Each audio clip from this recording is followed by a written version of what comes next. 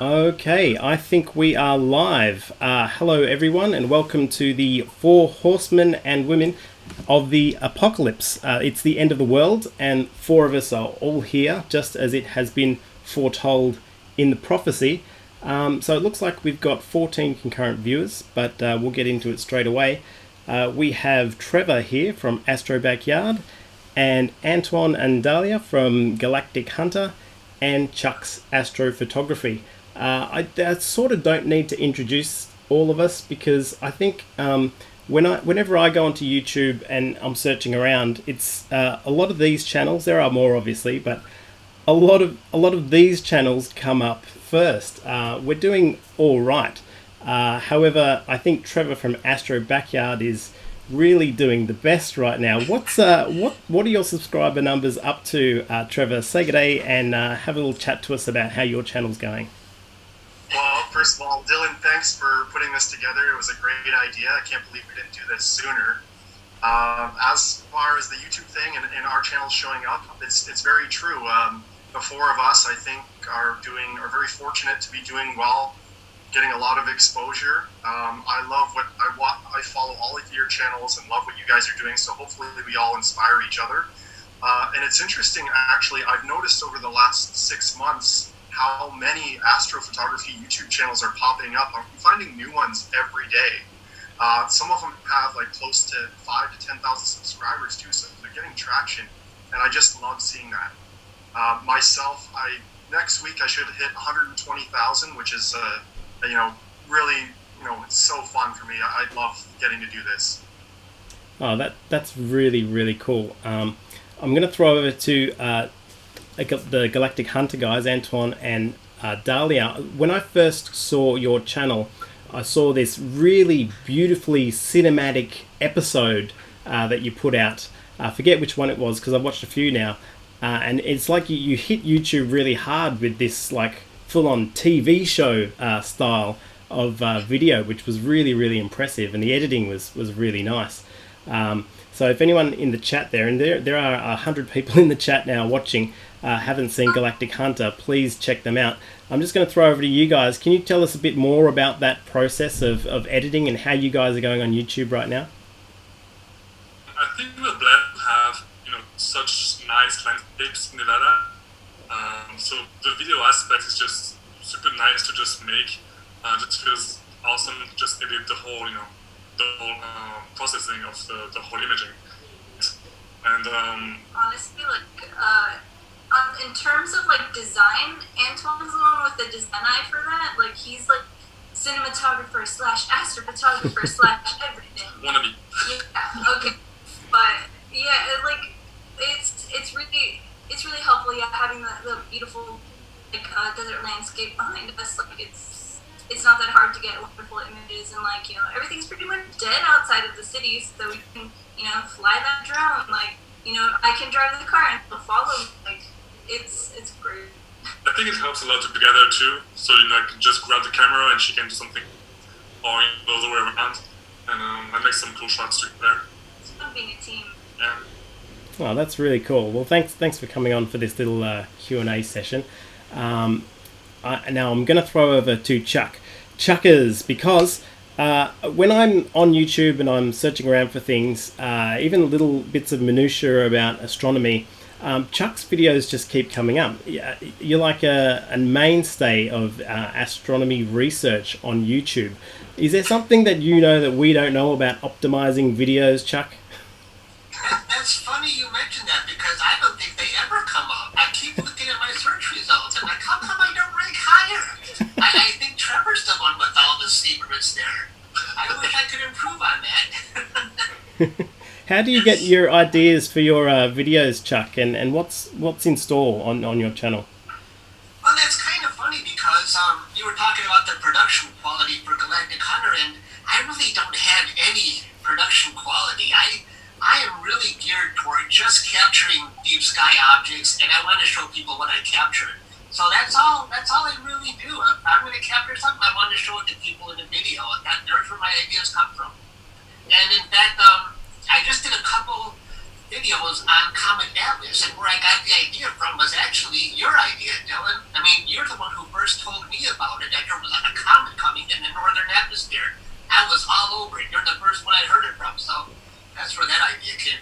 Oh, cool, So cool. thanks. No worries. Hopefully it swings by the southern hemisphere. If we see it, it should be right after sunrise or sunset. It's going to be like really in the haze there, though, as it gets super close to the sun. There are some people saying that the light curve is starting to trail off. Atlas is flattening the curve. And so it might not be the grand thing we think it is, but already you guys can see it. It has a tail. It's pretty spectacular, even if it doesn't get any brighter. But things are looking good there. There are 133 people in the chat now, so I just want to say if any of you have some questions for the guys, I am monitoring. So just shoot me a question. But we've got people like Phil here saying Trevor has inspired him. And Wade is calling Chuck the Yoda of YouTube astro videos, and there's some news there about Pleiades and Venus. It's on like Donkey Kong. Now each of us have these very different channels, as Chuck just mentioned. Some are very cinematographic, and some are filmed really nicely, and some are just straight filming the process. What I think makes my channel is that I'm an idiot. So sometimes you'll see me doing something useful and it'll be a useful tutorial video, and then the next time you come in I've completely just clickbaited you and it's actually garbage. So I like to keep people guessing. I think a lot of people at NEAF this year are talking about the new 500 rule. I think the vendors really like it. So if you did see the 500 rule pop up in my video list, that one's a joke video, so give it a watch if you feel like. Trevor, I know what I think makes your channel different, but what do you think is your sort of MO with Astrobackyard? I think it's a really interesting topic to talk about with us four, because they are four distinctly different channels. Chuck is, I consider to be very informational and so helpful. Sometimes you just need to learn how to install EQ mod on your computer, so you watch Chuck. Dylan, you're, as you said, comedy. You're so funny and entertaining. And then Galactic Hunter, it's like cinematography in the desert landscape, and the fact that they're doing it as a couple is so refreshing. Where I feel like I fit in there, or I hope to be, as in the storytelling and just the love for the experience and the rituals involved in astrophotography. Basically just falling in love with the night sky and everything that comes with it. So storytelling is what I strive to do best on my channel. Very cool. Now, Dahlia and Antoine, I want to ask you about your theme, your MO for your channel. I get the impression that you are on a bit of a journey this year with trying to get APOD, and that's kind of like this sub-story happening in your channel now. Can you tell us a bit about how your channel's different to ours? I mean, I think the thing that differentiates us the most is, like, we never came on as, like, we're professionals and we know everything. Like, we're just always about the learning curve. Like, this is not easy. Sometimes we talk about how the night ends in a failure. Like, it's not easy. And especially, like, doing it together makes it, so much better, because then we're like, oh my god, we were so close, and we can just complain to each other, and other people wouldn't get it. Like, you come home and then you're like, I totally failed, and then that person's like, cool, I don't care. Like, doing this together, it's just nice to have somebody there with you. So I think, being a couple is, like, very different. Don't think there's a lot of people out there, with their significant others doing something like this. So, I don't know, I thought that we're fun together, because Antoine's pretty funny, and he tells me I'm kind of funny too. No, your channel is definitely fun. Yeah, and our main goal this year is to get 8, but I don't know if it's a joke or if it's really like a mission. I'm gonna try our best. People I think care about us trying to get 8 pods and interested in that. So hopefully we can. Hopefully our this 2020 goal. This year we made a lot of changes. Like, we're so thankful, because before this quarantine started, like, we got our house, like, I found a new job, and I think it was the second day of January, I was like, wow, it looks like I peaked, like, it's all downhill from here, and I think I still Cool. Thanks for that. I'm gonna chuck over to Chuck right now, and now Chuck, you already told us sort of how you do it with the videos and what your theme is there. So I'm gonna ask the first part of the next question as well, which I just saw in the chat, which I thought was a pretty good question, which was, why did we start YouTube? Why did we what? What? My clock just went off. Oh, that's your fault. I hate that clock. I can't believe Oh my God, Chuck, turn that down. dude. Hang on one second. I gotta get rid of this clock.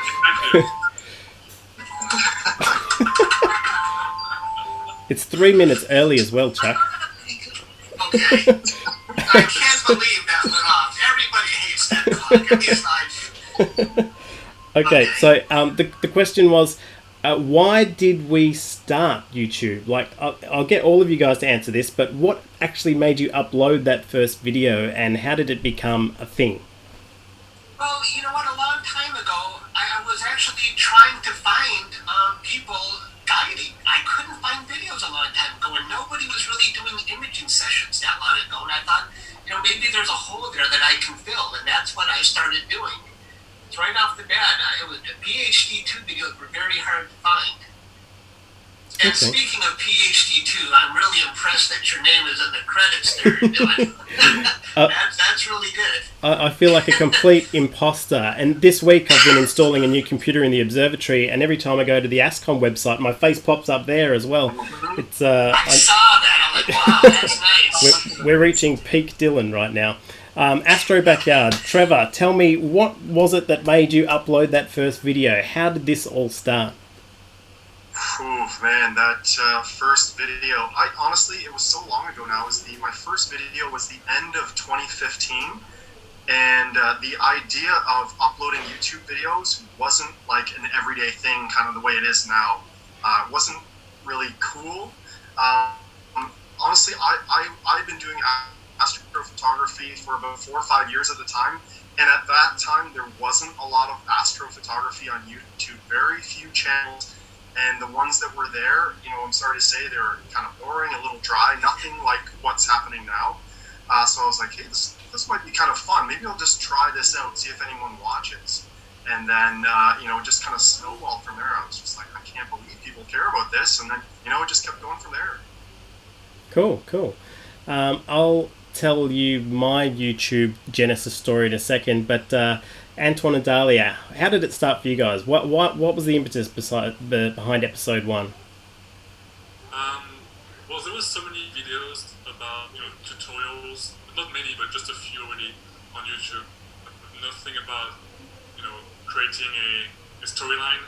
So we tried to make a video that our plan at first was just to make episodes. So once every 6 months, that's it.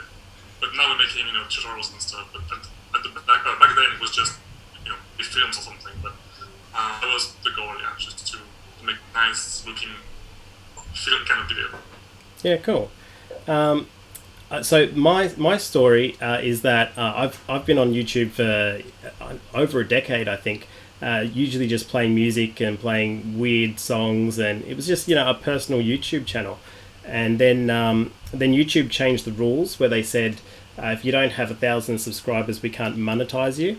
And I'd made $50 or something at that point over 10 years. So I got really annoyed at YouTube. They're like forcing me to get subscribers. So I just sort of made the call out, and I was just getting into astronomy at the time. So I said, hey, can everyone just follow me here? I need 1,000 subscribers. Then I spent one day making my video intro. You know how it's got the thumping techno music and the intro that starts the Star Stuff show. And I think just doing that intro and having it at the start and having a standard introduction and a standard outro really sort of bookended the show, and it turned it more into a show rather than just me doing weird random videos all the time. And it just sort of snowballed from there, and it's been really good. Of course, it's nice getting a little bit of YouTube money, especially during uncertain economic times. And I've noticed that a lot of YouTubers are way more active than they used to be. We are we are all stuck at home, and we've got time to make videos, which is great. But I can't really say I'm in it for the money, because this is astronomy we're talking about. None of us are in it for the money. If you are, this is the wrong place to be. Dennis in the chat asked, however, are any of us looking more at the academic and scientific route? Like, what's the end game for your astronomy? I'm going to throw this question over to you, Trevor. Tell us about where you think you'd be going with this ultimately. It's one of the things I love about astronomy is that it's so deep. You can keep exploring in different areas. And for anyone familiar with my channel, I've just been so focused on deep sky astrophotography that I've totally ignored even other types of astrophotography, planetary imaging, moon and comets. There's so much to explore even on the astrophotography side of things that I know I'm going to have a lifetime of things to explore. But as far as the scientific side, some of the stuff I've heard you talk about, Dylan, with the, identifying near-Earth objects and stuff like that, you know what, as I get older, who knows what I'll be into, but I know it will be astronomy-based, and if it gets more scientific then, I know it's available. Very cool. And how about you, Antoine and Dahlia? What do you think your journey will look like in astronomy in general in 20, 30 years? I would love having, at some point in the future, just an observatory, observatory, in the desert, where we could do one object for, like, I don't know if you've guys seen the M1 nebula or the Crab Nebula's time lapse. That was just mind-blowing to me. Just looking at one object for so many years, and I would just love discovering stuff in one object. Just maybe find something new. I don't know. But as Trevor said, like planets, comets, we don't do planets, don't do comets. We'd love to learn this by now. It's time, but it's coming, I think. Yeah, that's very cool. And doing those long-term time lapses, there are a few targets in there that you could be doing a time lapse for 30 years. It's big stuff. How about you, Chuck? How long have you been doing astronomy, and where do you think you'll be in 20 years? Yeah, will I still be alive in 20 years, I wonder? I'm getting kind of old. But, gosh, I've been doing this 4.5 years, but it seems a lot longer. And you're right, Dylan, there's not much money to be made that I can see in this hobby. I mean, at least in terms of YouTube. I'm lucky, though, I did retire early, so I'm not looking to be an affiliate or have sponsors. If I had a daytime job, I think I would be. That extra income would be nice, but I like being retired and not worried about money now. But yeah, cool. I'm not sure where I'm going to be in 20 years because I always kid with my friend Doug. I'm going to capture the whole night sky in about 1 or 2 more years, and I'm going to be done. That's it. But I don't think that's going to happen. Yeah, that's really interesting. There is a book, I think it's called the Burnham's Handbook, a classic old astronomy book that you can probably find in a garage sale these days. Big, massive volumes. But this guy... What's that? What's that, Chuck? I have those books. Yeah. And you flick through them, and so this guy, he actually tried to write down everything he could see in the night sky. And as far as I can tell from the story, and it's really hard to get some good information on this, but he died alone and penniless, even though his book was a bestseller. I think he went crazy. I don't think they even knew where to send the royalty checks through. So that's a cautionary tale, Chuck, about trying to get everything in space. You may end up going crazy. Thanks for the warning. No worries. Now, I'm just going to check the chat here for some questions. We've got lots of highs from around the world. There's about 200 people here. Thanks for all tuning in to this very special live stream. We've got a lot of people saying, that this is interesting, seeing all of their favourites all in one place. This is actually quite unique for me as well. It's quite stunning. Everyone saying it's Chuck's dog or the clock or something's always going wrong with the sound.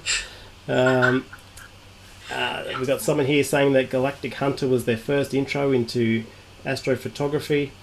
But I don't see any other specific questions, so I'm going to ask a question of my own.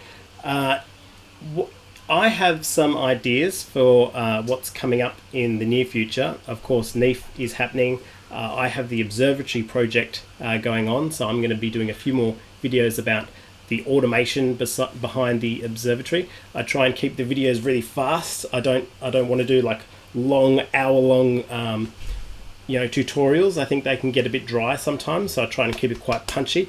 Trevor, what do you think's happening in your channel? What's your plan for 2020? I wish I knew. It's one day at a time. Basically, there's as I was saying before, there's so many areas to explore, and I want to get out of my comfort zone and try new things. I guess the biggest difference now is that I have the opportunity to travel. For anyone that saw that, I checked out some observatories in California recently last month. Of course, there's no traveling right now, but later on, once we get all through this, I'd love to do more traveling, see some of the great observatories in the United States and all over the world, really, and hopefully just bring my audience along for the ride. So this is kind of, for me, my YouTube channel is like, I don't ever see stopping it. So it's like an ongoing journey, and I'm just so excited to kind of just see where it goes. Very cool. I'm going to throw this question to Antoine and Dahlia about what the channel's going to be doing in the next year. But Dahlia, there is a specific question in chat here for you. Rain asks, as a woman in astronomy, do you have any advice on where to connect with more women in astronomy, and how do you feel about it all? What's the take from your side of the gender? I always like the moon growing up, and I think it's not an easy or like crazy thing for young women to get into. Like most of the time, like, I feel that a lot of science gets thrown away from women, but when you have somebody that's really into the hobby, like Antoine, as soon as I started exploring it a little more, I think that's what really got me into it. I think there's just needs to be that like extra push. So I mean, if you have like a girlfriend, a wife that you really want to try to, hey, I love this. I love astronomy. I'd like you to, like it also. I think you need to make it like a fun venture, because I think if it wasn't for Antoine taking me out, I don't think that I would have gone to, this hobby or even really cared about astronomy more. I think it was really a connecting device for us. I mean, and especially like everybody always has affinity for the sky anyway, so just getting that opportunity is probably the biggest thing that you can do. And that's really good advice. I think that's really it. It's just the opportunity. And, I lived in this city for 25 years, so my whole entire life, I don't really think I've ever seen stars the way that I have until I went out of the city, like until I had that opportunity. Yeah. So find those opportunities, and I think that will really help you, get that girl or whatever, Make it fun. And how's the channel going? What are the plans for this year with the channel? I see you've got the new Mighty mount. That's a hell of a mount. Like you were showing the manual. It is a steep learning curve. So I imagine you've got some of that on the way. What's happening? This is just a loaner for now. We're gonna just try it out and see how it goes. See if it's really worth the crazy price compared to our old Atlas. Because the Atlas mount, is pretty affordable and never failed us in our entire journey. So we'll see. I mean, just try it out. The learning curve is pretty crazy. Yes. I've been wasting my 4 previous nights trying to figure things out. Getting there. As to goals, I think we're gonna be to do the filling a Mesa catalog, because if you guys don't know, we have a Mesa catalog on our website. Grid with like unfilled spots, and some are filled already. And as we go, we fill more spots out once we are satisfied with our image. And our ultimate goal is to complete all of these spots. And every time you click on any image, you have a full tutorial and a full, maybe not a video, but yeah. So it's like a complete guide of all the Messiah. We really love the objects, so yeah. The collecting is probably the best part of doing this. I really want to get like at least 3 more this year. We can do more, I think. Yeah. I know we can at least 3. Cool. I really want to see more of those really TV show style episodes that you guys do. They're amazing. Now, Chuck, what you've got Comet Atlas coming? That's on the horizon. Other than that, any plans for the not too distant future?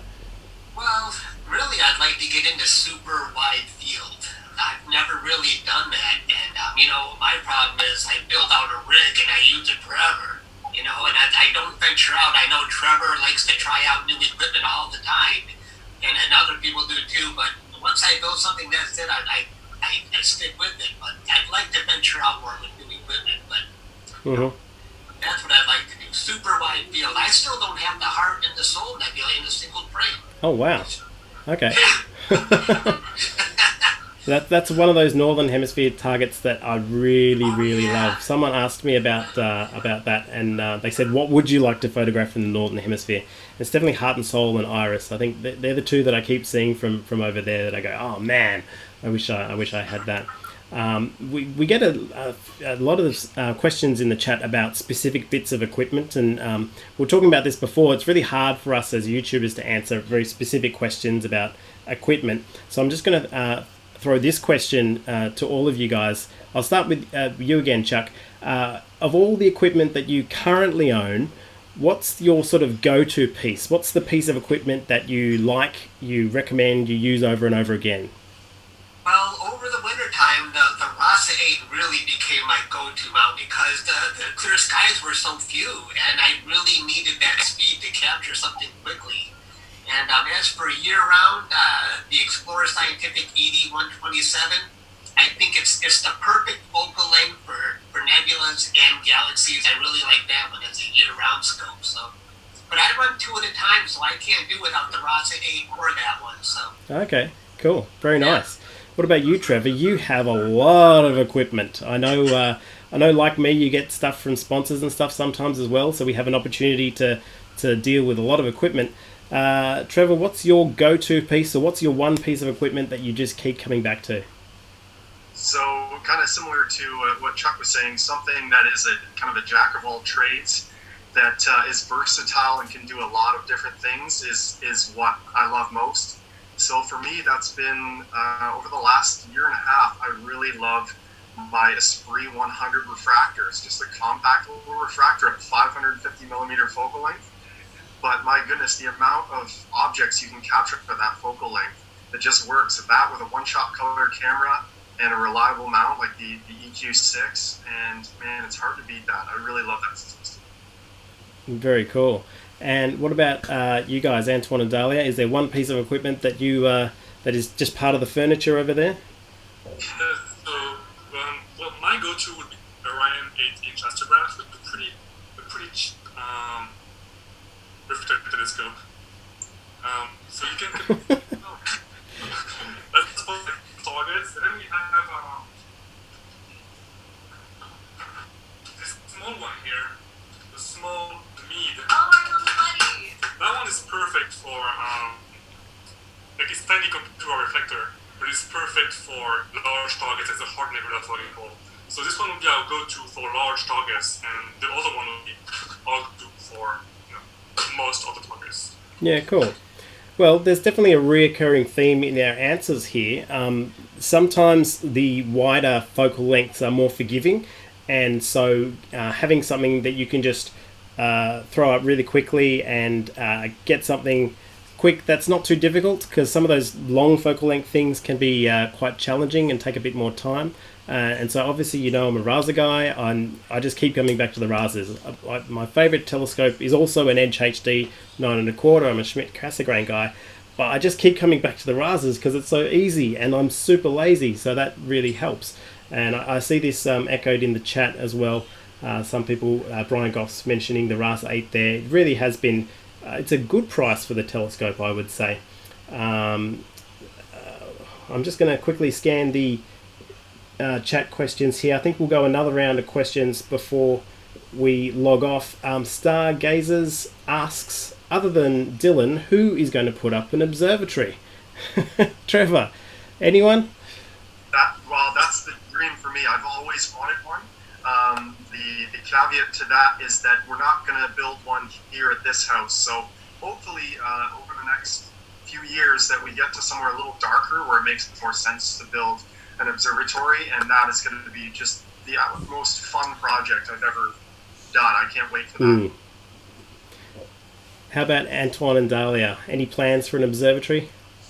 It's our goal. I mean, it's our dream pretty much. But I think Backyard is pretty smaller.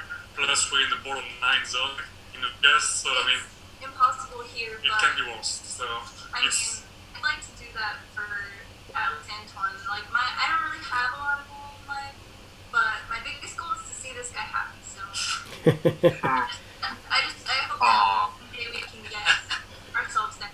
He doesn't like cheese, so this is cheese. But yeah. Very cool. And how about you, Chuck? I know you set up your 2 scopes in your observatory there. It seems like a pretty foolproof method, and you've got it down to a fine art there. What do you think? Observatory on the cards or no? So I've got that going for me. But like Trevor, I mean, the light pollution is so extreme here, it's just not worth setting up here. If I ever move to a dark location, absolutely I want an observatory. But the wheels, they're easy to use, and I'm pretty good. Okay, cool. Well, I think I'm going to leave you guys now because this has been an excellent chat. We've had a few people watch. It's up to 2:20 now, and we've gone half an hour, so I think that's a pretty good time. I've got to get to work. Unfortunately, I can't drink a beer like you guys. It's nighttime there, so if I drink a beer now, I would definitely have to admit that I have a problem. I'm going to go to work. You got some clear skies there, Trevor, you too, Chuck, and I think Antoine and Dahlia, you're just going to have to read that mighty manual tonight.